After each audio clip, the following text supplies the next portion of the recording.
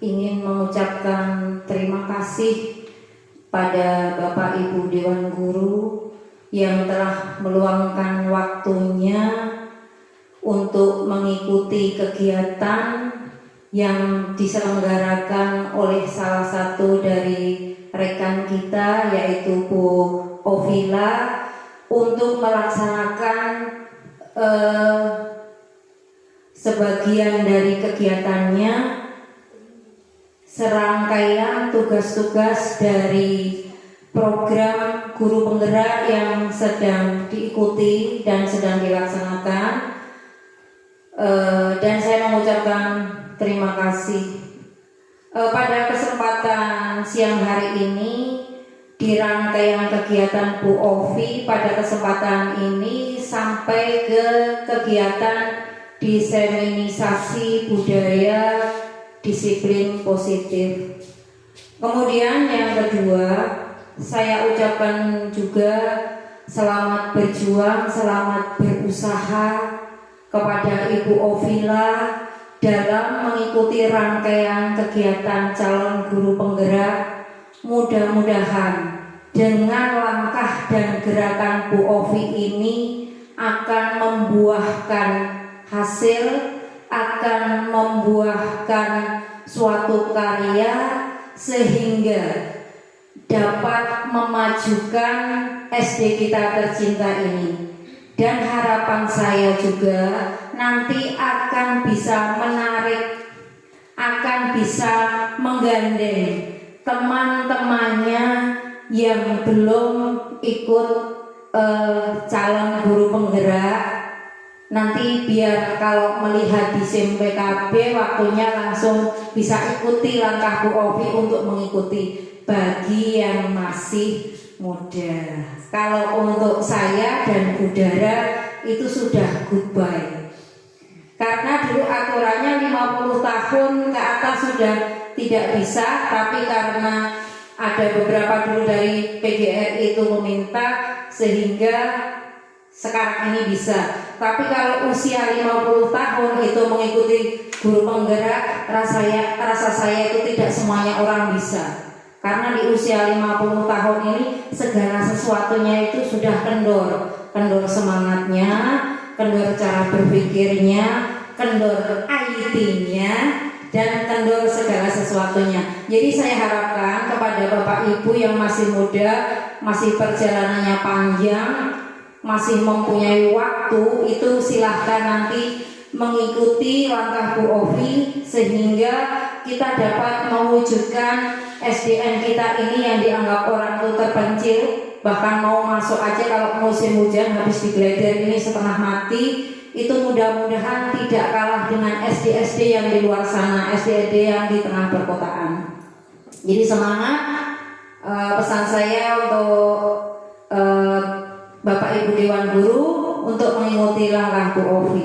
Dan untuk selanjutnya khusus untuk Bu Ovi, saya ucapkan selamat berjuang. Mudah-mudahan apa yang menjadi lelahnya Bu Ovi nanti akan membuahkan hasil dan akan memberikan dampak yang positif untuk kemajuan SD kita. Saya rasa hanya itu yang dapat saya sampaikan. Ada kurang lebihnya saya mohon maaf. Saya akhiri. Assalamualaikum warahmatullahi wabarakatuh. Baik, kami ucapkan terima kasih atas sambutannya dari Kepala Sekolah SDN 1 Pangabanteng. Acara selanjutnya adalah acara inti, yaitu pemaparan materi tentang budaya positif. Kepada Ibu Ovila Yulianti SPD kami persilakan.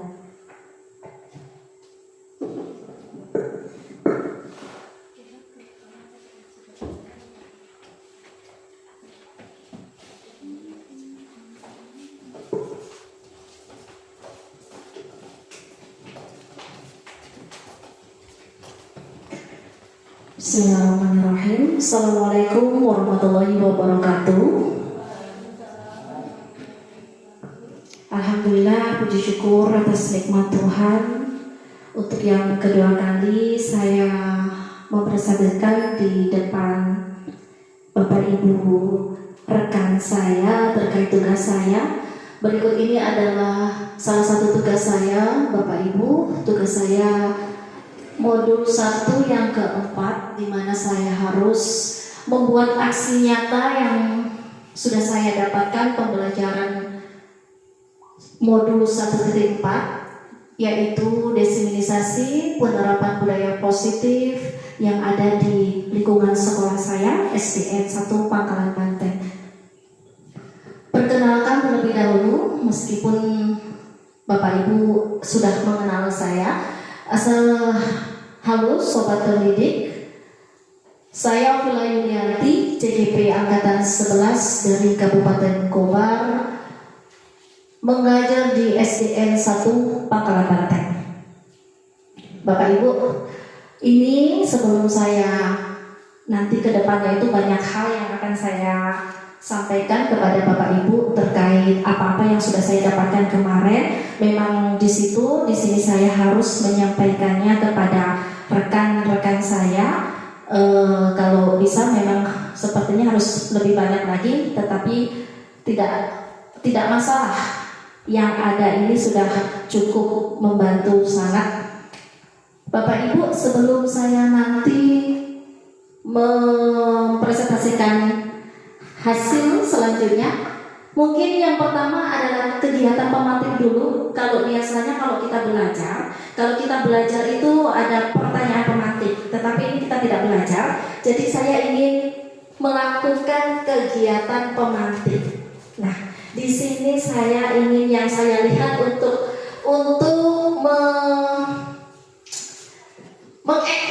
mengaktingkan ini yang bagus itu adalah Ibu Kepala Sekolah. Mohon kesediaannya untuk maju ke depan. Kemudian satu yaitu Ibu Endang saja. Ayo Ibu Endang. Nah, karena ini memang sudah siang Bapak Ibu, jadi biar tidak terlalu tegang. Nah, kegiatan pemantik ini berhubungan nanti yang akan saya paparkan, di mana di antara Ibu akan menjadi sebuah pemegang tepangkan tangan Anda, dan kemudian salah satunya adalah membujuk untuk bukalah tanganmu itu. Nah, seperti itu. Nah, bagi yang bertugas membujuk, mengungkapkan bagaimana devil ya Bu ya, dengan cara apapun itu supaya bisa membuka. Mungkin nanti akan menawarkan emas berlian supaya membuka. Nah, mungkin bisa disepakati dulu Bu, siapa yang akan bertugas untuk menggenggam tangan. Nah, tangan ini ibaratnya sesuatu yang paling berharga punya jenengan, yang tidak boleh sampai terbuka dan harus dijaga. Gak boleh sampai terbuka, bahkan ditukar dengan apapun. Nah, sedangkan yang bertugas membujuk, bukalah tanganmu, silahkan merayu dengan rayuan maut apapun itu. Bagaimana caranya supaya si ibu ini tadi mau membuka tangannya? Bisa dipahami Bu? Konteksnya ini orang dewasa apa anak-anak? Konteksnya dewasa aja. Rebutan apa kita kalau dewasa nih? Ibu mempunyai sesuatu yang paling berharga di tangan. Di tangan yang paling berharga. Saya nggak ada yang berharga. Gak ada yang berharga ya. Oke. Nah, Ibu bertugas untuk ayo bukalah tangan itu. Kira-kira sampai manakah kekuatan Ibu ini menjaga kekuatan jenengan ini untuk tidak dibuka? Bisa dimulai Ibu? Oke. Dengan segala cara membuka kepalan tangan Anda. Teman Anda boleh membujuk, menghardik, menggoda, ibaratnya seperti devil itu Bu. Devil, setan merah tuh. Kemudian menawari Anda dengan uang. Jadi nanti Bu Endang ya, Bu Endang bertugas untuk membujuk iya, menghardik iya, menggoda. Kalau menghardik gak usah, menggoda, menawari dengan uang supaya ibu kepala sekolah ini tadi mau membuka sesuatu yang berharganya itu. Lakukan dan cobalah buka dengan teman kerja secara bergantian. 1 menit, kira-kira apakah Anda akan membuka kepala tangan Anda dengan rujukan godaan paksaan teman Anda? Terus kenapa kau mau membuka? Kemudian ataukah Anda akan bertahan dengan menolak membuka kepala tangan sampai sekuat tenaga Anda? Dan mengapa Anda tetap mempertahankan tangan itu? Nah, di sini supaya agak rileks, Bu Endang itu bermain acting saja. Actingnya membujuk Ibu Suharni. Ibu cukup gini saja, Bu. Oh ya udah. Ibu yang mempunyai barang berharga. Sini, Bu. Oh gitu. Oh ya, Bu Suharni paling bisa merayu. Nah, silakan, Bu. Ini sesuatu Anda yang paling berharga. Gak boleh ada orang tahu. Gak boleh ada orang tahu dan jangan sampai dikasih tahu ke orang. Tetapi ibarat permainan di film-film itu ada setan merah yang berusaha untuk membujuk. Ibu silahkan membujuknya. Ayo Bu Endang. Ya udah, nanti tak kasih gini. Nah, ini sesuatu Anda yang berharga ya. Kalau bisa jangan sampai dilepaskan. Nah, saya itu mau membuka dia sesuatu yang berharga. Terus apa harapan saya biar apa kan nggak ngerti saya. Nanti ke depannya Bu baru dikasih tahu. Masa cuma suruh buka tangan sampai meraih segitu, sementara saya nggak tahu apa yang saya harapkan dari tangan itu. Ini sesuatu yang berharga Endang punya. Anda sebagai Terus saya itu mau merusak. Iya, Oh, Anda gitu. perusak dari Bu Endang ya. Saya mau bilang setannya kan nggak mungkin ya Bu ya. Saya Enggak, ini cuma Ibu itu kan ayo Bu Endang, nah, biasanya gitu aja. Bukan yang seperti itu. Tidak seperti itu, tidak. Hanya merayu yang supaya Bu Endang mau membuka keteguhan dirinya ini aja. Mau apa enggak? Seperti itu aja. Kira-kira mau apa enggak? Cuma merayu keteguhan hati. Halo sayang, ini apa yang dikepak? Ini sesuatu ini berfungsi bangetkah untuk Anda ini? Iya. Kalau saya minta bagi boleh nggak? Nggak boleh. Kenapa? Nggak boleh. Kalau aku ganti dengan sesuatu, Nggak boleh juga. aduh, yang lebih berharga dari ini. Nggak ada alasan apapun untuk saya membuka ini. Waduh, padahal aku pengen sedikit aja aku melihat, cuma melihat aja loh. Nggak boleh. Nanti tak kasih lah, pokoknya tak kasih yang paling banget lah. Nggak boleh. Pokoknya nggak boleh. Aduh, ini kayaknya enak banget. Kalau saya punya ini kayaknya nanti apa yang Anda inginkan tuh kasih deh. Kira-kira gimana ya?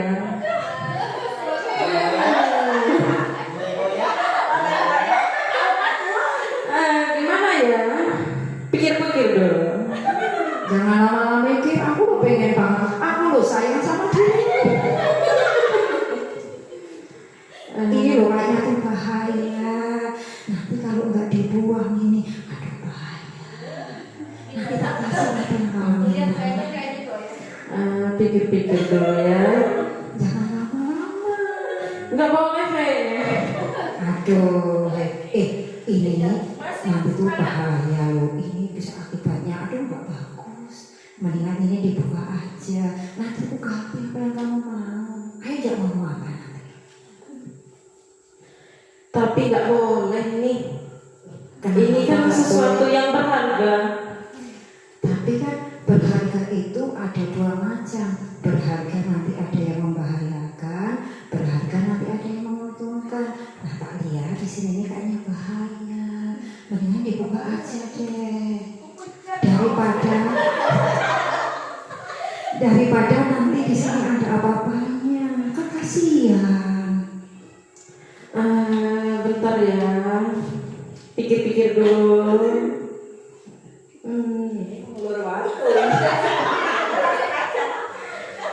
Kayaknya nggak boleh. Pokoknya nggak boleh. Waduh, nggak boleh beneran. Nggak Nggak boleh. takut nanti kalau ada apa-apa di belakang. Karena soalnya itu aduh, lihat dari yang sedikit kau lihat tadi. Aduh itu bahaya banget itu. Mendingan dibuka dibuang aja, diganti, maunya apa nanti lu kasih, karena ini bahaya.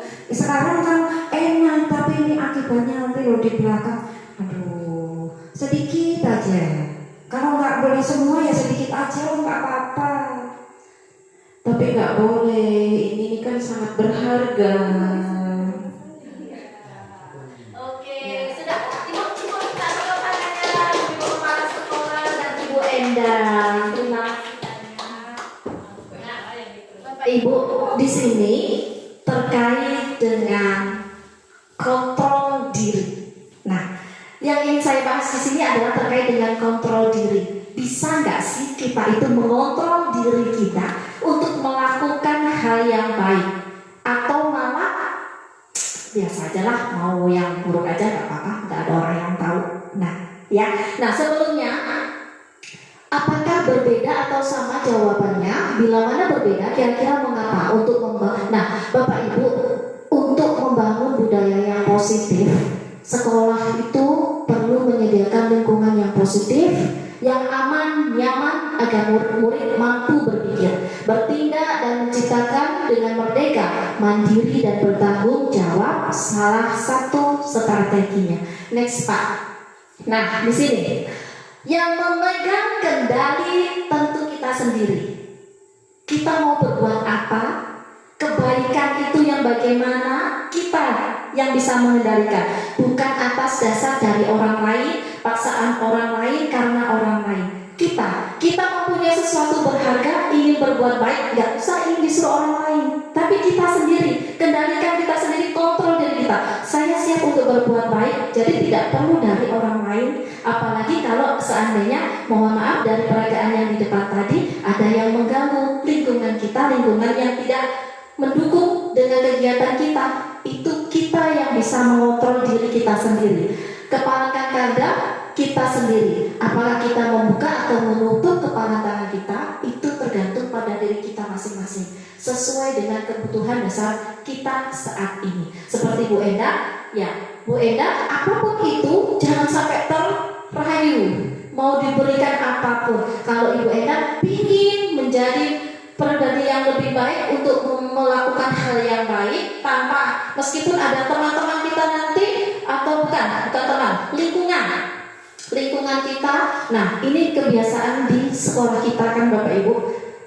Anak itu berusaha ingin ya duduk manis atau yang tertib di kelas, tetapi temannya itu selalu ayo, kalau enggak apa ikan nih, oh kamu nih cemen. Nah, akhirnya ngikutlah si anak ini tadi karena dikatain cemen. Nah, seperti itu, pemegang kendalinya itu diri kita. Orang lain yang menjadi sumber-sumber untuk mencegah kendali kita, ya kita sendiri yang bisa melakukan hal tersebut bagaimanapun caranya. Nah, next Pak. Nah, di sini nanti saya akan memaparkan terkait 6 yang akan saya paparkan Bapak Ibu. Yang pertama disiplin positif, kemudian motivasi perilaku manusia terkait dengan hukuman dan penghargaan, kemudian kebutuhan dasar manusia, posisi kontrol seorang guru, keyakinan kelas, dan segitiga restitusi. Nah, disiplin positif Bapak Ibu, disiplin positif mungkin bisa saya tanya Akila, Ibu Akila ya. Ibu Akila, menurut kamu, kembali dulu Pak, mundur. Nah, disiplin positif, apa yang ada di pikiran Ibu terkait disiplin positif? Boleh dicurahkan apapun yang ada di pikiran Ibu. Disiplin positif kira-kira itu apa sih? Oh, enggak tahu katanya. Kalau Ibu Syifa, boleh Bapak Ibu guru yang lain? Satu kata aja Bu, agar tidak terlihat diam. Satu kata aja apa Bu? Disiplin positif, kita mau ngapain? Dah gitu aja. Boleh Ibu Kasnati?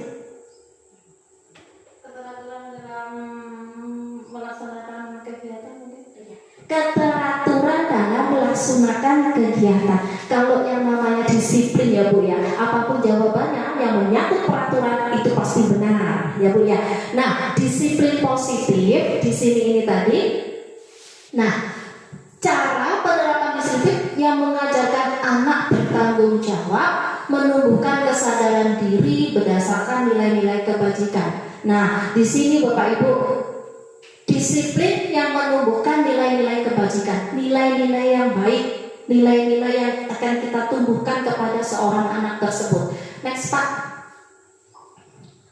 Disiplin positif itu lebih ke arah disiplin diri yang dapat mengontrol diri dalam melakukan segala tindakan.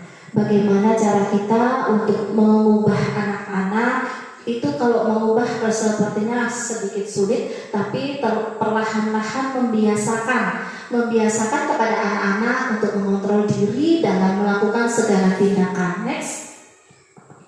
Membuat murid memahami dan menyadari berdasarkan motivasi internal, bukan akibat paksaan, pujian, atau hukuman. Kalau kita memberikan penyampaian, nah ayo disiplin, itu bagaimana cara kita menyampaikan kalau anak ini tadi itu tidak dipaksa, tidak karena pujian ataupun bukan karena hukuman. Nah, ini memang sedikit sulit ya Bapak Ibu ya. Saya sendiri pun juga agak sulit untuk menerapkan hal itu, tapi ternyata memang kita diminta untuk seperti itu. Next.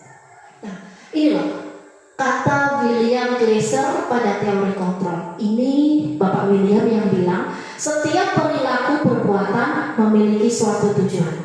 Apapun yang kita kerjakan pasti ada tujuannya. Kita kesini tadi pasti ada tujuan. Anak mengambil uang di atas meja pasti ada tujuannya. Anak mengimpuni barang-barang yang kotor di atas meja pasti ada tujuannya juga. Next. Nah, nilai-nilai kebajikan itu banyak sekali. Tetapi pada kurikulum yang sekarang itu, nilai kebajikan yang ditonjolkan itu profil Pancasila, beriman bertakwa kepada Tuhan Yang Esa, yang mandiri, bernalar kritis, berkebinekaan global, dan bergotong royong. Inilah nilai-nilai yang harus ditunjukkan sesuai kurikulum kita. Nah, ini ya Bapak Ibu terkait profil pelajar Pancasila kita, ada yang sudah saya sebutkan tadi. Next Pak. Nah, kita lanjut yang kedua Bapak Ibu, motivasi perilaku manusia. Yang saya sebutkan tadi, seseorang anak itu pasti melakukan karena sebuah tujuan. Dia melakukan itu untuk apa, alasannya pun juga untuk apa. Ternyata ada 3 motivasi perilaku manusia. 1, dia berbuat karena untuk menghindari ketidaknyamanan atau hukuman. Ini artinya bukan dari kesadaran kita. Yang kedua, untuk mendapatkan penghargaan. Saya akan mengerjakan itu karena nanti saya dapat permen atau bakso 1 mangkok. Itu berarti bukan dari dalam hati kita. Berarti kalau kita lihat seperti itu, penghargaan atau imbalan itu ternyata kurang efektif. Dan yang terakhir, yang ketiga, untuk menjadi seseorang yang mereka inginkan, menjadi sosok terhebat yang mereka impikan, yaitu seorang yang menghargai diri sendiri dengan nilai-nilai yang diyakini. Nah, ini yang menghargai diri sendiri dengan nilai-nilai yang diyakini. Diharapkan seseorang itu tadi mengerjakan sesuatu ya karena nilai-nilai yang diyakini. Oh iya, aku kalau nanti kerjakan begini, nanti manfaatnya baik. Bukan karena tidak nyaman atau karena hukuman atau karena penghargaan. Itu maksudnya. Ini dasar perilaku terhebat yang menuntun kesadaran diri. Bukan karena penghargaan atau imbalan, karena manusia tidak selamanya bisa menghargai usaha orang lain, tapi diri sendiri harus selalu menghargai dan meyakini nilai-nilai yang dimiliki. Betul sekali. Next Pak. Nah, salah satu cetusan dari Ki Hajar, kata-kata merdeka itu artinya tidak hanya terlepas dari perintah akan tetapi juga cakap buat memerintah diri sendiri. Hal ini memerintah diri sendiri itu melakukan kebajikan-kebajikan yang baik, bukan yang lain-lain. Mengontrol kita untuk melakukan hal-hal yang baik. Ya. Next Pak. Dihukum oleh penghargaan. Kata Alfie Kohn tahun 1993 bahwa penghargaan berlaku sama dengan hukuman. Nah, ternyata memang iya bahwasanya kalau penghargaan itu adalah hukuman. Dalam arti meminta atau membujuk seseorang melakukan sesuatu untuk memenuhi suatu tujuan dari orang yang meminta atau membujuk. Dorongannya eksternal dan akan ada faktor ketergantungan. Beberapa dampak dari pemberian penghargaan. Mungkin bisa dipahami ya Bu ya, kalau memang ternyata penghargaan itu akan mengakibatkan ketergantungan. Jadi kalau nanti disuruh mengerjakan tidak dikasih imbalan, pasti nggak akan mau. Kayaknya sepertinya saya pun juga pernah mengalami hal tersebut. Nggak mau, nggak dikasih apa-apa. Nah, seperti itu maksudnya. Next Pak. Nah, dihukum oleh penghargaan itu ada beberapa dampak. Dampak yang pertama, pengaruh jangka pendek dan jangka panjang. Penghargaan itu merusak hubungan. Merusak hubungan Bu. Kalau umpamanya kalau di kelas kita menerapkan penghargaan, itu umpamanya kita memberikan soal di kelas, kita berikan penghargaan, dan yang bisa orang-orang itu saja, pasti akhirnya yang lain, aku pasti nggak bisa, aku pasti nggak dapat, males aku mengerjakan. Biasanya seperti itu. Kalau penghargaan merusak hubungan, penghargaan itu menghukum. Penghargaan menurunkan kualitas, yaitu tadi yang saya maksudkan Bu.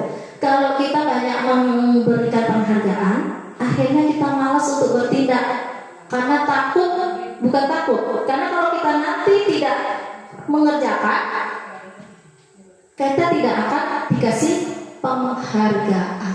Males aku mau mengerjakan, nanti juga saya nggak dikasih apa-apa. Atau males mencari jawabanku salah, pasti nanti yang dapat itu saja, anak-anak itu saja. Nah, mungkin dari sini penghargaan sesekali boleh dilakukan, tetapi tidak berkali-kali.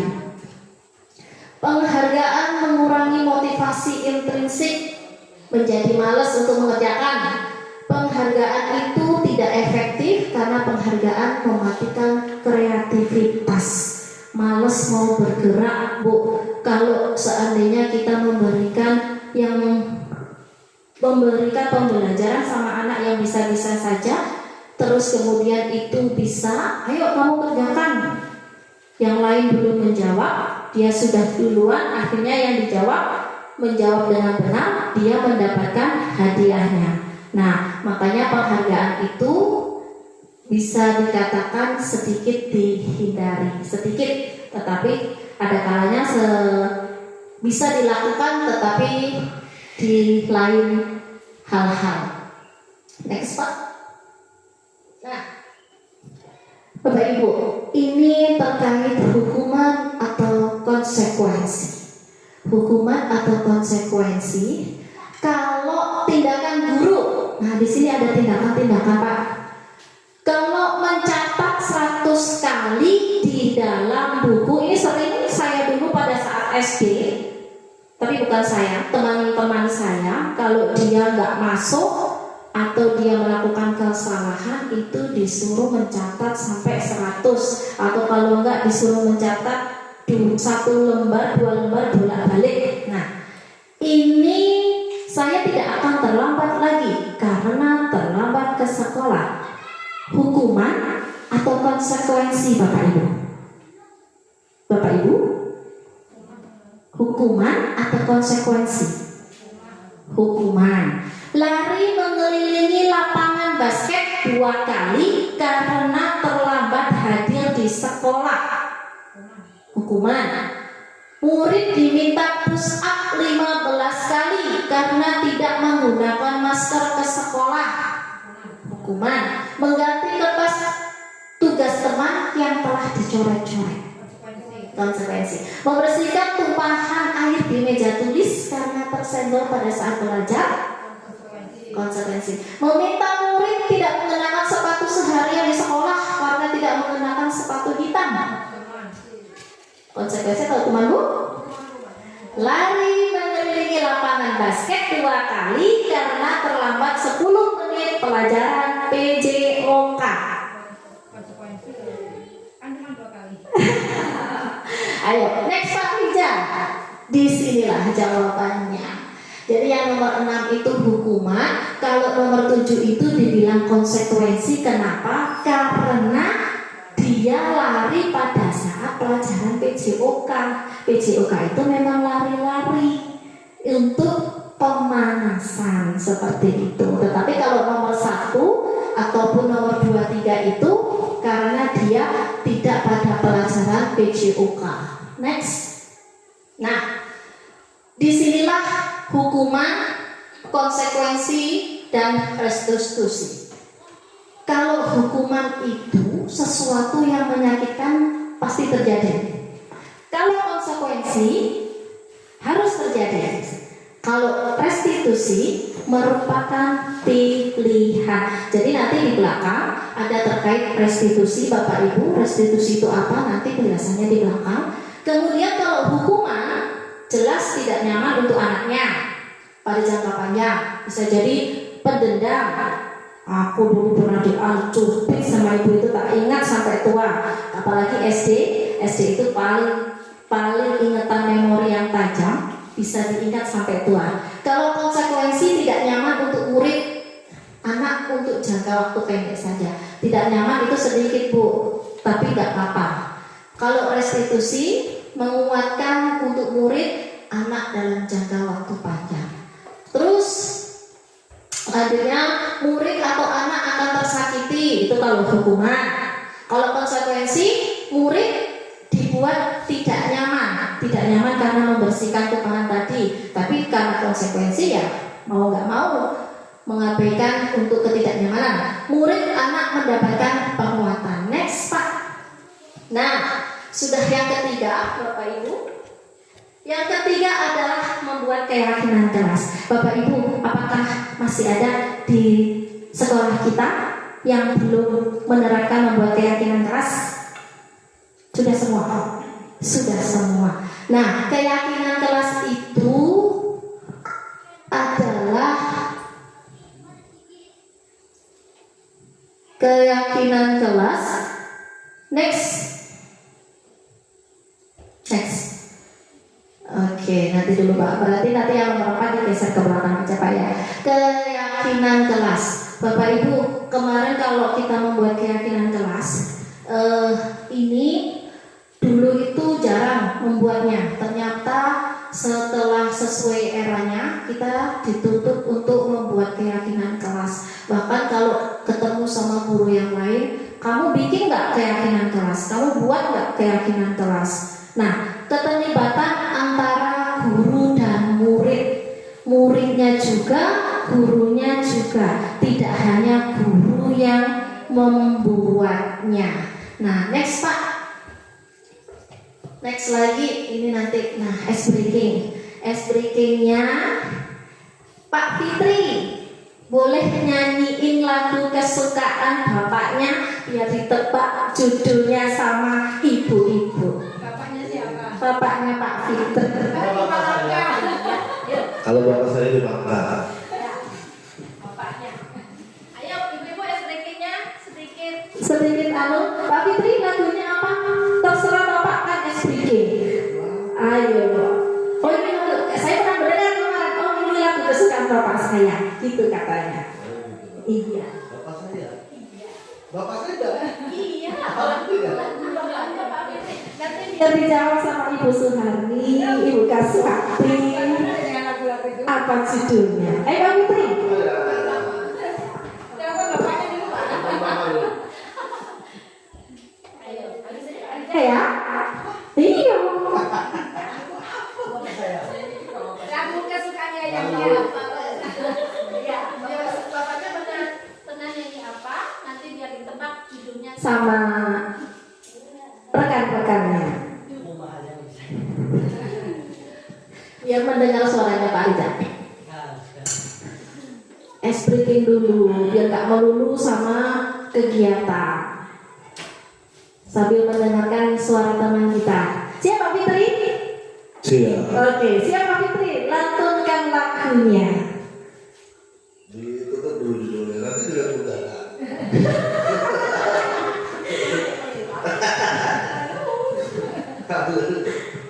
Setelah setahun ku di negeri orang, kini ku kembali untuk menemuimu. Stop Pak Fitri. Tapi kecewa Aduh, ayo Bu, berpikir. kali di janimu. Nah itu lagu kesukaan bapak saya. Iya. Nah di sini kita tahu lagu kesukaan Bapak Fitri. Bu Endang, apa jawabannya Bu? Bukan seperti. Keluarnya lagu Roma Irama. Oh lagunya Roma Irama. Tapi judulnya apa? Pernah dimainkan film nggak Pak? Cincin kawin nggak apa juga. Yeay, masih ingat cincin kawin ya. Kalau bapaknya Pak Fitri pasti ibu tahu. Bapaknya Pak Riza.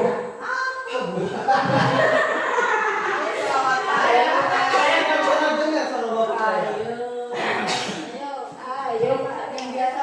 Ayo, jangan saya. Pak Riza berpikir sejenak. Iya, biar mengenang bapaknya yang di rumah. Iya. Ada katanya. Sayang sih aja bilang saya. Kali ya, bikin puisi aja biar kamu kita. Ya, ini liriknya saya ubah aja ya, nggak usah pakai lagu ya. Biar tulisan lengkapnya. Ya. Boleh. Ini diubah apa juga? Judulnya. Ya boleh. Nadanya saya ubah. Boleh. Adanya diubah boleh. Di sini, di kota ini, Di sini di Di mana kota saya ini. Saya yang ibu yang menebak. Budara nggak kepingin nyanyi. Nyanyi apa? Biar ditebak sama temennya nanti. Ayo Bu. Iya. Terakhir Budara. Ayo Budara. yang budaya Bu. Boleh apa aja Bu? Boleh. Boleh apa aja, silakan. Rambut gendeng.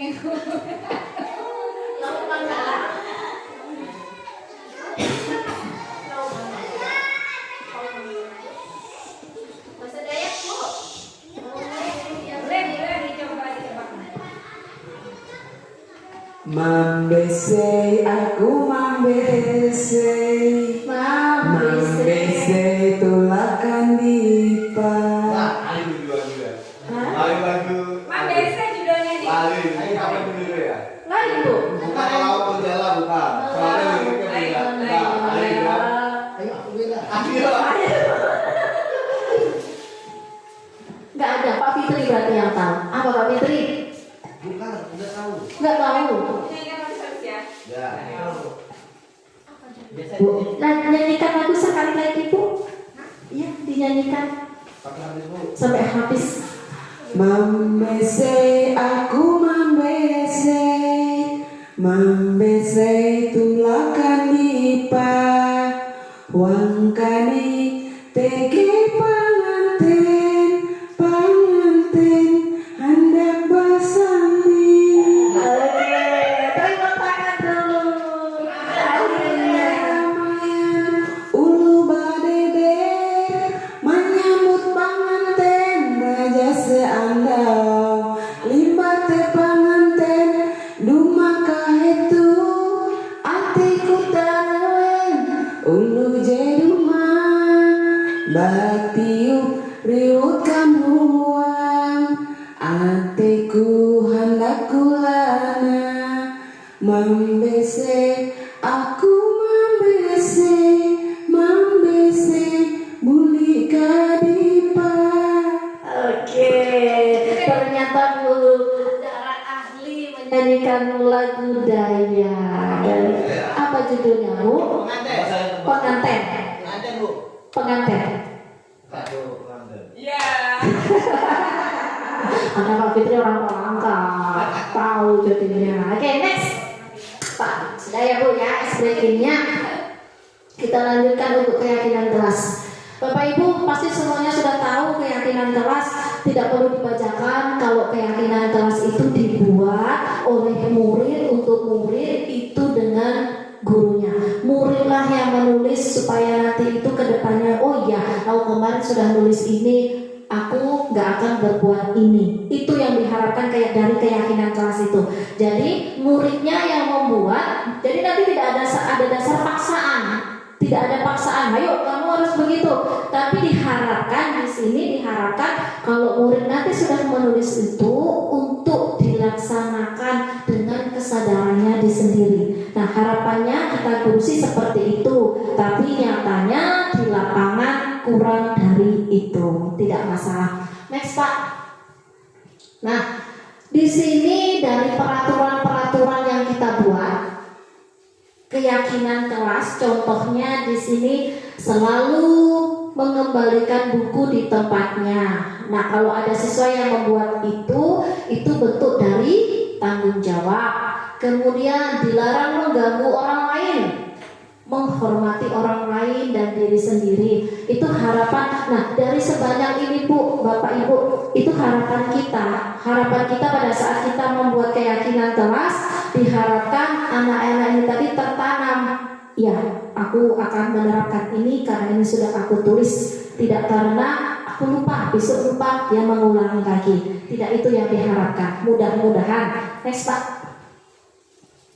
Ini salah satu contoh keyakinan kelas. Sebenarnya kemarin tuh saya ingin memfoto keyakinan kelas kita di setiap kelas, tapi mohon maaf karena ini kemarin saya membuatnya satu malam, jadi saya nggak sempat lagi. Ini juga tadi baru memfoto. Contoh kesepakatan kelas. Saya masuk juga ada kesepakatan kelas.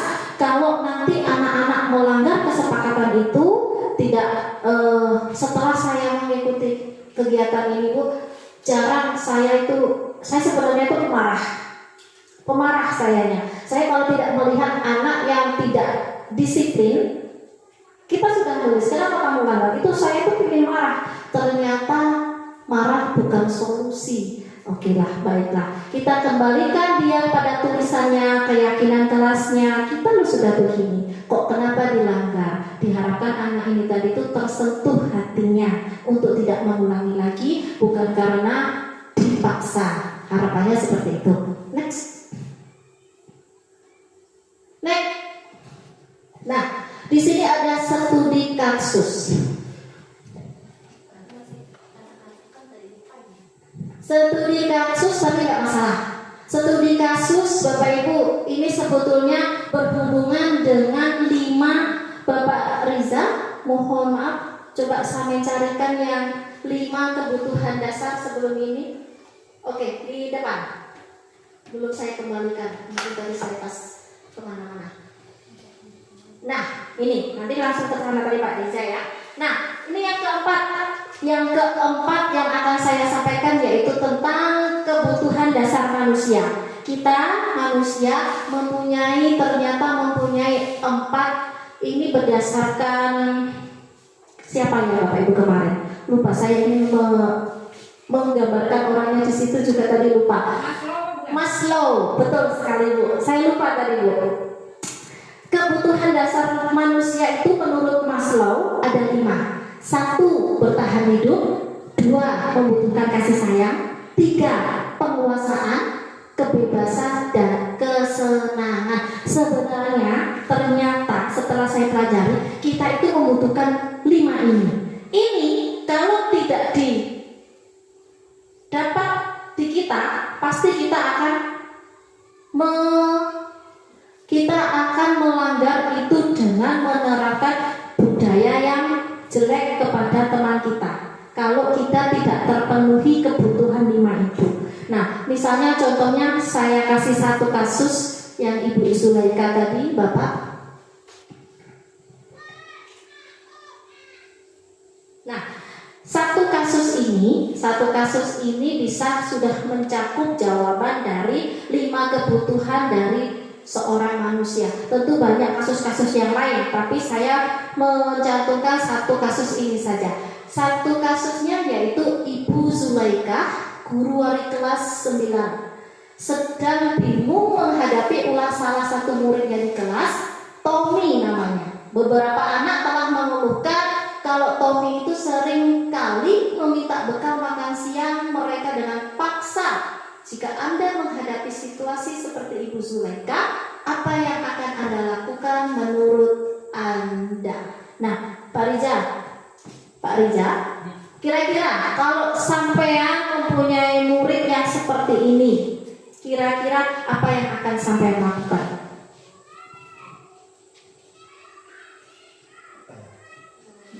Melarang untuk meminta lagi. Melarangnya untuk memintanya dan menyuruhnya. Oke. Melarangnya dan menyuruhnya untuk membawa bekal. Baik, bolehlah kita lihat kebutuhan apa sih yang yang kurang untuk Tommy, kok Tommy ini melakukan hal tersebut. Silakan Pak, next. Nah, 1, tadi kita ada 5 ya Bapak Ibu ya. Karena ia lapar, orang tuanya tidak membawakan bekal makan siang, maka kebutuhan dasar yang sedang berusaha dipenuhi oleh Tommy adalah untuk bertahan hidup. Bisa jadi Tommy ini tadi melakukan hal tersebut karena memang dia lapar. Nah, sebenarnya Bapak Ibu, ternyata kita itu harus ditanya pelan-pelan anaknya. Kenapa sih kok kamu ini seperti ini? Kenapa? Alasannya apa? Nah, itu ternyata setiap perilaku yang agak melenceng itu pasti ada suatu kebutuhan yang tidak terpenuhi. Nah, kalau ini jawaban untuk karena bertahan hidup. Nah, yang kedua Pak, merasa senang. Bisa jadi dia nggak membutuhkan makan. Bisa jadi dia nggak lapar, ngambil. Ternyata dia itu karena senang temannya jadi perhatian dia. Ketika temannya melaporkan tindakannya pada gurunya memberitahu orang tuanya, sehingga orang tuanya jadi memperhatikan dia. Maka kebutuhan dasar yang sedang dipenuhi Tommy adalah kebutuhan akan kasih sayang. Bisa jadi seperti itu. Karena si Tommy ini tadi mungkin orang tuanya asal-asalan ngasih bekalnya, mungkin melihat temannya kok bekalnya kok enak-enak, gitu kan? Nah, ini bisa jadi dia tadi melakukan hal tersebut supaya mamanya, mak aku minta gini dong mak, gak dikasih. Mak aku minta gini mak, gak dikasih lagi. Cuma dikasih gitu aja, telur ceplok terus. Nah, akhirnya dia berbuat ulah. Bisa jadi kita pertanyakan kenapa dia kok seperti ini. Barulah nanti kita mencarikan solusinya.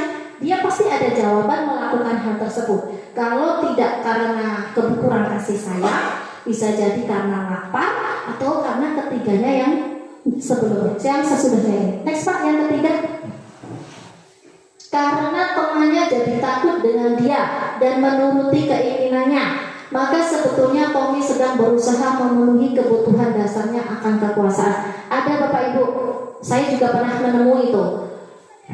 Jadi anak itu merasa dia hebat, tapi sekarang saya jarang menemui, tapi dulu ada. Jadi SMP merasa dia hebat, merasa dia kuasa. Mana bekalmu? Sini bekalmu. Nah, itu biasanya terjadi. Sini bekalmu. Akhirnya anak-anak ini tadi takut, akhirnya memberikannya. Ini, nah dengan alasan takut ini pun sebenarnya harus kita selesaikan. Selesaikannya nggak bisa langsung kamu jangan begitu lagi. Ditanya kenapa? Pasti ada salah satu alasan. Mungkin dia kurang kekuasaan, bisa jadi kurang perhatian. Mungkin apa yang akan diberikan dia tidak mendapatkan itu. Nah, lanjutnya Pak. Yang keempat, kebutuhan yang keempat, merasa bosan dengan bekal makanan yang dibawakan ibunya dari rumah. Selalu yang sama. Dia ingin mencoba makanan teman-temannya yang beraneka ragam. Maka Tommy sedang berusaha memenuhi kebutuhannya akan kebebasan. Kepinginlah yang lain. Bapak Ibu, kalau seandainya kita mempunyai satu siswa kita yang seperti ini, kira-kira kita tidak mungkin bisa langsung orang tuanya tolong jangan dikasih, bisa. Tetapi kalau orang tuanya tidak menghiraukan kita, solusi apa yang bisa kita kasih untuk yang keempat ini, Bu? Kalau dia sudah bagus membawa bekal ke sekolah, tetapi itu aja, akhirnya dia nakal sama temennya. Solusi apa yang kiranya bisa kita lakukan supaya dia itu nanti bisa berhenti dari kenakalan yang pertama tadi, Bu? Kira-kira apa? Boleh, Bu, boleh sangat. Kira-kira, silakan.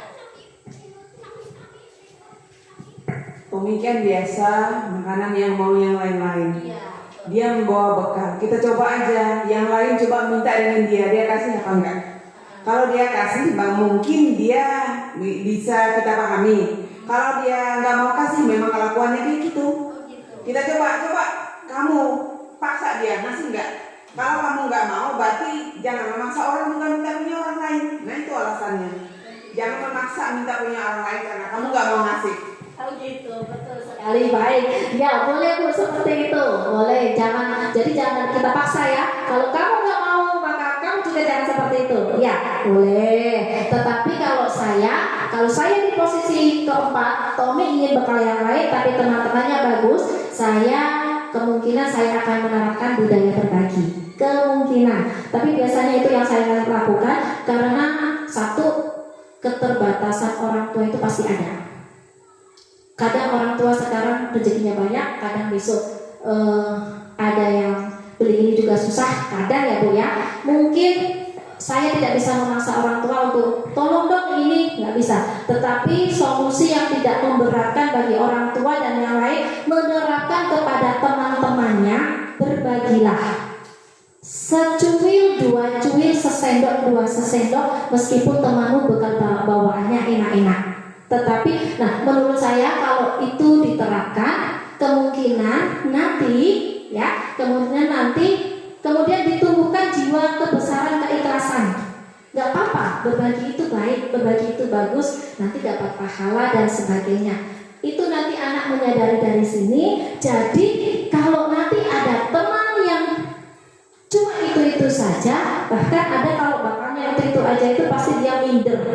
Bagaimana cara kita untuk mengatasi keminderan si anak ini tadi? Menguatkan anak-anak yang lain. Gak apa-apa, kita bisanya berbagi, saling berbagi bisa. Nanti jadinya dia juga mengikuti makanan yang dirasakan oleh temannya kita kuatkan. Bukan berarti apa permintaan, nggak boleh seperti itu. Di sini kita keluarga besar, satu makan enak. Kalau kita punya yang enak, kita berbagi supaya kita semua merasakan enak. Kalau saya biasanya menerapkannya seperti itu. Nah, mungkin next Pak untuk jawaban yang terakhir, iseng saja. Ada juga dia jahat tapi iseng, cuma iseng. Dikasih bekal banyak sudah. Kemudian kasih sayangnya sudah, tetapi dia masih melakukan itu, bisa jadi karena iseng. Iseng ini pun juga harus ditindak, Ibu.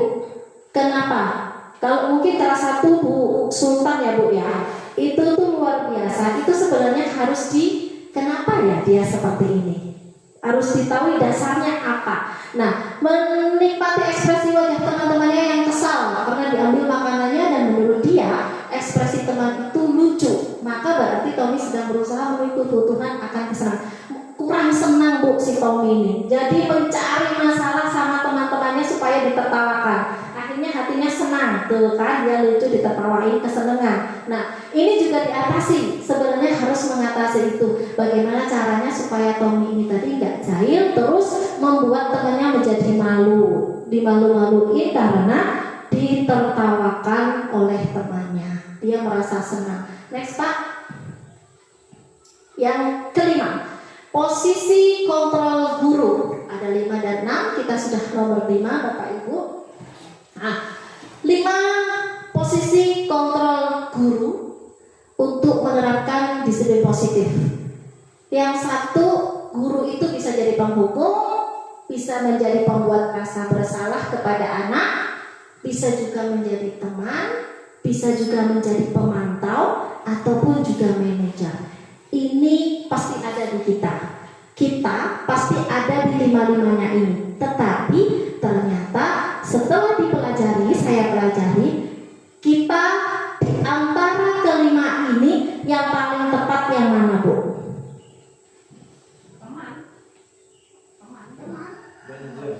manajer. Penghukum, pembuat rasa bersalah, teman, pemantau, manajer. Manajer ini sudah menyangkut dari keempatnya ini tadi, Bu. Jadi segala sesuatu tindakan yang dilakukan oleh anak itu harus diketahui dulu, baru kita tindak lanjutin. Nah, caranya kita sebagai manajer. Next, Pak. Nah, di sini posisi kontrol guru. Itu contoh dari penghukum, contoh pembuat orang merasa bersalah. Perilaku kontrol positif menjadi teman itu positif, pemantau juga positif, kontrol diri itu manajer. Kalau kontrol negatif ternyata penghukum dan pembuat orang merasa bersalah itu masuk dalam kontrol negatif. Nah, tetapi kadang saya kalau tidak menghukum ya gelitik-gelitik gitu, sedikit ada menghukum, tapi sedikit-sedikit sudah mulai saya perbaiki untuk tidak menghukum. Mungkin saya lebih tunjukkan, coba dibaca dulu. Nah, mungkin seperti itu sekarang, Bu. Menghardik, menunjuk-nunjuk, menyakiti, menyindir, itu termasuk menghukum. Kalau kamu tidak melakukannya, saya akan bla bla bla bla. Nah, kalau membuat merasa bersalah, kamu sudah mengecewakan ibu dan bapak. Nah, ini anak nanti bisa down, Bu. Kamu ini sudah mengecewakan ibu bapak. Ternyata itu membuat orang merasa bersalah. Kata posisi kontrol guru. Ya, kadang saya juga masih melakukan hal ini, Bapak Ibu, sebelum saya tahu. Kemudian menjadi teman. Kata Bu Endang, betul kemarin saya ingat sekali pada hari Jumat pagi, guru dianggap seperti teman, ya kan? Tetapi ada kalanya kita itu juga sebagai teman, tetapi ada kalanya kita itu juga tegas menjadi guru. Jadi rasa kita dianggap menjadi teman, boy, itu juga sedikit terkikis. Tetapi kalau kita selalu menjadi teman, alamat, Bu, kita duduk di bawah, dia duduk di meja. Kalau kita selalu menjadi teman, itu pasti itu.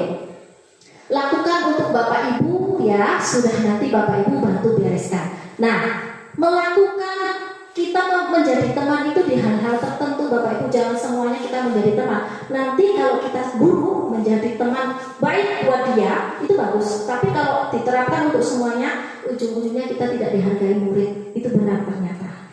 Seperti kata Bu Ega, habis ditabrak, katanya mau ditabrak. Oh, ibu, nah cuma gitu doang. Habis itu pergi. Coba maaf Bu, maaf Bu, nah terus besok diulangi pelan-pelan gitu. Masih jarang saya menemukan itu. Maaf Bu, langsung pergi, lepak entah kemana lagi. Aduh, yo, sudah tahu gurunya ini pendek, anaknya lebih besar, ditabrak pula. Nah, yang keempat itu sebagai pemantau. Ini perilaku yang positif ya Bapak Ibu, untuk sedikit dibilang berhasil atau sukses apabila kita menjadi pemantau. Apa konsekuensinya atau sanksinya? Apa yang telah kamu lakukan? Apa yang terjadi sekarang? Kita tanya dia, kalau kamu melakukan hal ini, apa konsekuensinya? Nah, kita juga diharapkan sebagai pemantau. Nah, yang terakhir manajer. Kalau manajer itu kita benar-benar diharuskan untuk menguasai bagaimana cara mengatasi anak dengan tidak marah. Aduh, kira-kira bisa nggak ya Bu ya ini ya? Saya pun sedikit nggak bisa pastinya, agak marah sedikit. Apa yang kita yakini? Apa kamu meyakini hal tersebut? Kalau kamu meyakininya, apakah kamu akan memperbaikinya? Kalau kami memperbaikinya, jadi kira-kira hal tersebut akan menggambarkan apa tentang dirimu? Pertanyaannya pertanyaan menyentuh hati, Bu. Kalau menjadi manajer itu pertanyaannya pertanyaan yang menyentuh hati. Kalau kamu nanti begini, apa yang akan terjadi? Kalau ini kamu lakukan, kamu tahu nggak konsekuensinya apa? Itu pertanyaan manajer. Karena hasilnya, nah di sini sesuai dengan kontrol guru ya Bapak Ibu. Ini berdasarkan tulisannya, bukan saya yang mengarang-arang. Kalau penghukum itu hasilnya anak menjadi pemberontak, menjadi pendendam dan menyalahkan. Walah kamu kok. Nah, akhirnya begitu. Kalau penghukum berdasarkan tulisan. Kalau pembuat orang merasa bersalah, menyembunyikan atau menyangkalnya. Kamu kecewa, enggak Pak, saya tadi itu begini, enggak Pak, iya Pak, itu menyangkal. Kalau menjadi teman, enggak apa-apa, guruku kan baik, aku pasti enggak dimarahin. Itu kalau kita menjadi teman. Biar kita tabrak gurunya, enggak apa-apa, guruku pasti enggak marah. Nah, itu kalau kita selalu menjadi teman. Ada kalanya kita menjadi teman, tetapi ada kalanya juga kita menjadi tegas kalau dia sedang bersalah ataupun yang lainnya. Kalau pemantau menyesuaikan bila diawasi. Kalau kita sedang dipantau, kalau kita sedang dipantau, ya kita menyesuaikan.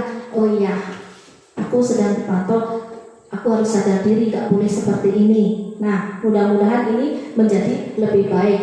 Tetapi yang paling bagus itu ternyata menjadi kontrol diri manajer, menguatkan watak atau karakter. Jadi menyentuh hatinya terlebih dahulu supaya anak ini tadi masuk dari dalam sininya sehingga dia tidak akan melakukan hal-hal yang negatif tersebut. Next Pak.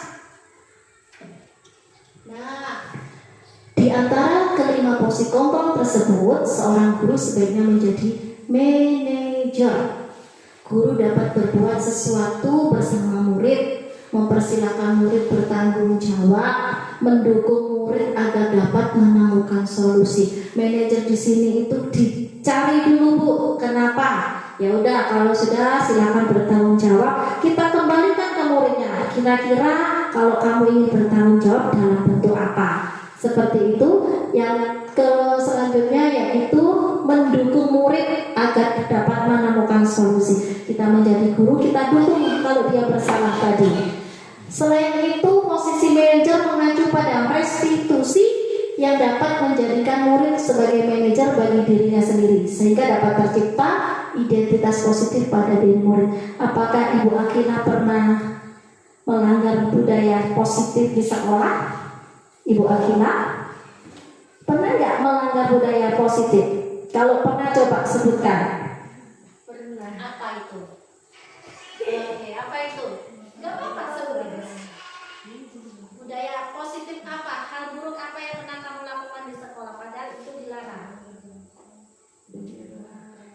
Sifat? Ibu Sifat? Pernah berkelahi Bu? Pernah. Nah, itu namanya kamu melanggar budaya positif, ya enggak? Iya. Kira-kira, nah di sini mungkin Ibu sebagai teman sejawat Ibu Akila ingin bertanya, kenapa Ibu Akila melakukan perkelahian itu? Pasti ada satu alasan, ya kan? Kenapa sih melakukan hal tersebut? Karena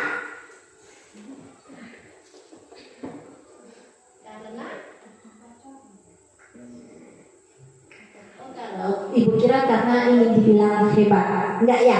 Mudah-mudahan tidak. Oke, Pak Rijal. Kita memasuki yang ke-6 untuk mengatasi kenakalan-kenakalan anak kita yang ada di sekolah dengan menggunakan segitiga restitusi. Lanjut, apa sih restitusi itu? Proses menciptakan kondisi bagi murid untuk memperbaiki kesalahan mereka sehingga mereka dapat kembali ke kelompok mereka dengan karakter yang lebih kuat. Itu kata Gosen 2004. Yang dimaksud di sini itu dia setelah melakukan kesalahan dipanggil oleh guru, tetapi dia kembali ke kelas itu menjadi jiwa yang bukan dia tambah marah atau tambah menjadi pendendam, tetapi dia lebih menjadi, oh iya aku bersalah. Jadi dari dalam hati sini dengan karakter yang lebih kuat, bukan dia tambah down, kita marahin terus down masuk ke kelas, kemudian dia tambah berontak, tambah cuek dan sebagainya. Itu yang diharapkan kita bisa memberikan kebutuhan kepada mereka yang seperti itu. Next. Nah, ada 3. Apa saja sih penerapan segitiga restitusi? Ada 3. Yang pertama, menstabilkan identitas. Yang kedua, validasi tindakan yang salah dan menanyakan keyakinan. Next, kita ke menstabilkan identitas terlebih dahulu. Kalau ada anak yang bersalah, itu kita tanyakan dulu pelan-pelan sebelum kita memarahinya. Ternyata disuruh seperti itu sama dosen 2004 tadi. Dalam menanyakan, pada saat kita menstabilkan anak, ada beberapa pertanyaan yang bisa kita lakukan bertanya kepada murid tersebut. Salah satu contohnya, setelah kita ada komunikasi sama anak tersebut, kita selipkan kata berbuat salah itu hal yang manusiawi. Tidak ada manusia yang sempurna. Kita pasti bisa menyelesaikan permasalahan ini. Bapak Ibu tidak tertarik untuk mencari tahu siapa yang benar dan siapa yang salah, tetapi lebih tertarik untuk menyelesaikan masalahnya. Kalau kamu menyalahkan dirimu sendiri terus-menerus, apakah kamu bersikap baik pada diri? Nah, Bapak Ibu, yang saya dalami sampai saat ini memang bisa jadi kurang cocok di tempat kita yang seperti ini. Tetapi apa boleh buat? Ternyata kita pelan-pelan disuruh seperti ini. Ditanya dulu kenapa, alasannya apa. Nah, baru boleh melangkah ke selanjutnya.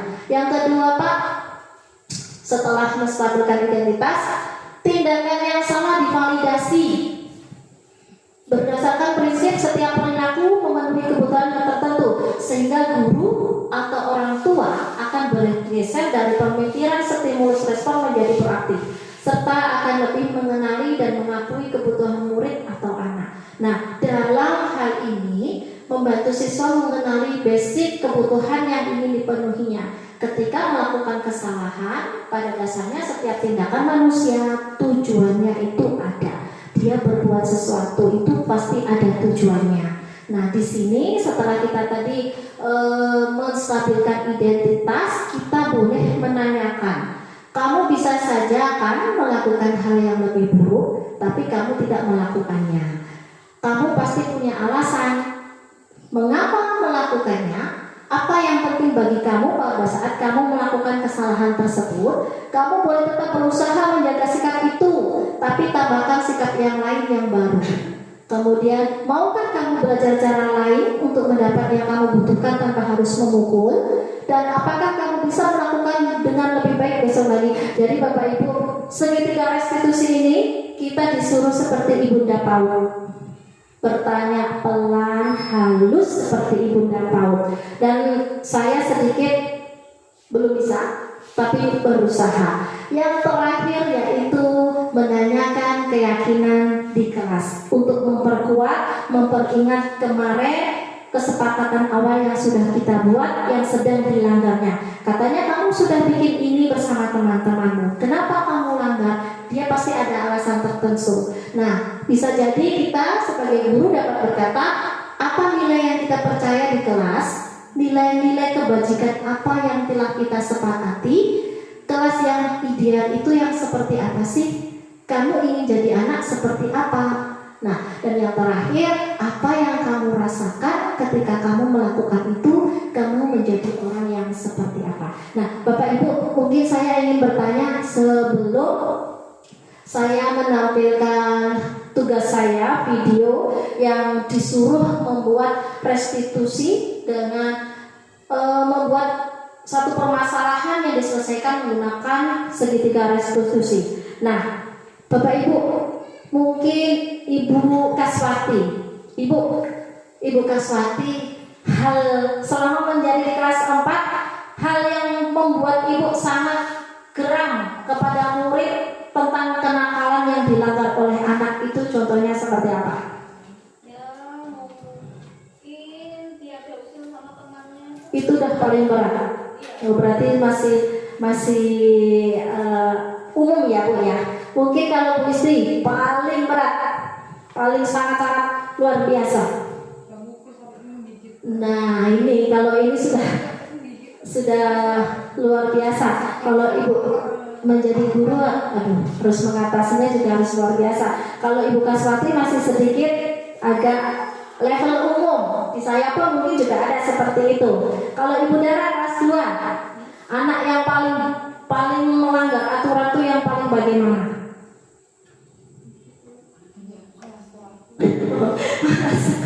Berarti untuk kenakalan tidak ada ya Bu ya. Sudah lebih baik berarti ya Bu ya. Sudah lebih baik. Pak Fitri. Paling Mbak Fitri. Usir dia. Oh masih usir. Berarti Bu Eda. Tapi Gimana? selama ada saya di kelas ya masih usir. Tapi kalau nggak ada lagi. Gitu ya. Bisa kelahi. Kalau Bu Endang biasanya kalau di lapangan yang paling luar biasa. Aman aja sih selama ini. Cuman tadi ada kelas 1 beberapa anak yang agak kacau. Oh sudah mulai agak kacau di kelas 1 Bu. Pak Rija, paling disiplin positif yang paling dilanggar oleh anak kita, anak sampean tentu. Baju. Berarti untuk Ibu Kepala Sekolah, disiplin di sekolah kita sedikit mulai membaik karena hanya sebatas usil yang paling banyak, baju punya Bu Isti menggigit ya. Wah ini harus diatas, kalau enggak bisa kayak harimau nanti ke depannya. Iya, udara paling bagus udara ini ya Bu ya. Cuma apa? Malas sekolah. Nah ini nggak ada kenakalan. Tapi memang saya lihat di tempat udara juga kalau disuruh makan itu sudah disiplin banget. Langsung maju, langsung pegangan tangan sendiri, langsung itu sudah. Ibu Akila, Ibu Siva? Oh nggak ada. Kalau Ibu Akila, Ibu Siva semuanya bagus di kelasnya. Iya. Ibu Her, gimana Ibu Her? Aman aja pada saat nggak ada disiplin? Aman. Oke, luar biasa. Bapak Ibu, next Ibu, Bapak. Nah, ini sudah yang terakhir. Ini ada durasi 5 menit. Kemarin saya disuruh pura-pura. Untungnya tidak pura-pura karena memang anak saya ini tadi bermain bola di dalam kelas. Saya tanyakan berdasarkan segitiga restitusi, kemudian akhirnya patah-patah bunganya. Bunga saya yang di sana juga meleot. Nah, saya menggunakan segitiga restitusi seperti ini. Meskipun ini ternyata kemarin itu hanya sebuah ilustrasi, tapi saya menjalankannya karena memang dia bersalah. Dan untungnya sampai sekarang saya tanya bagaimana, masih ada yang saya langsung tanya kepada beliaunya, anaknya maksudnya nggak ada Bu, nggak ada yang kalau temannya yang sekelas lain masih enggak Bu, kami langsung pergi Bu, langsung keluar. Nah syukurlah, mudah-mudahan dia sadar sampai seterusnya. Mudah-mudahan harapan kita. Next Pak. Next. Oke, ini salah satu kata disiplin yang saya dapatkan pada pembelajaran di modul. Mungkin saya bisa membacakan, tolong dibantu bacakan. Ini adalah bagian kesimpulan dari budaya positif saya yang mendapatkan pada modul. Ibu Akila. Silakan dibacakan.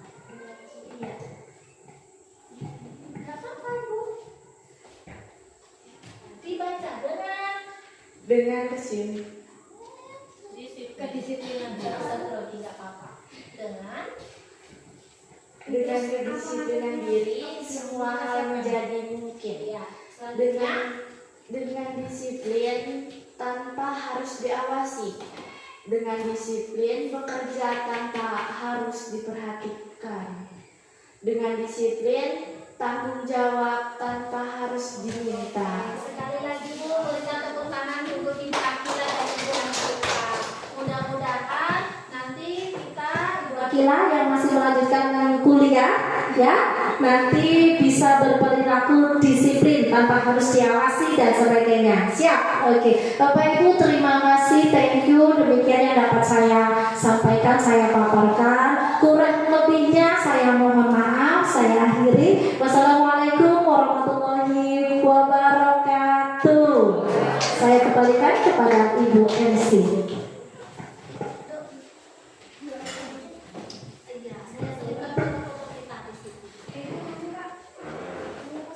Kami ucapkan terima kasih atas pemaparan materi tentang budaya positif kepada Ibu Ovila SPD. Terus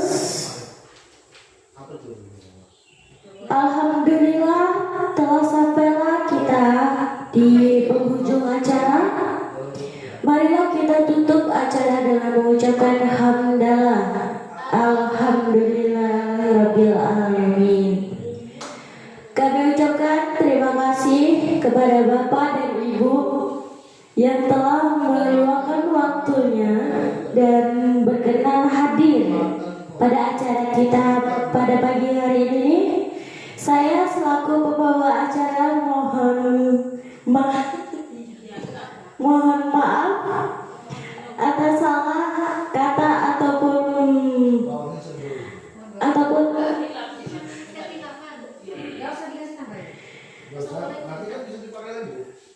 mohon maaf atas salah kata ataupun salah ngomong ya. Kami pamit undur diri. Assalamualaikum warahmatullahi wabarakatuh. Tapi aku mintanya di transparan. Oh iya, nanti kan dong.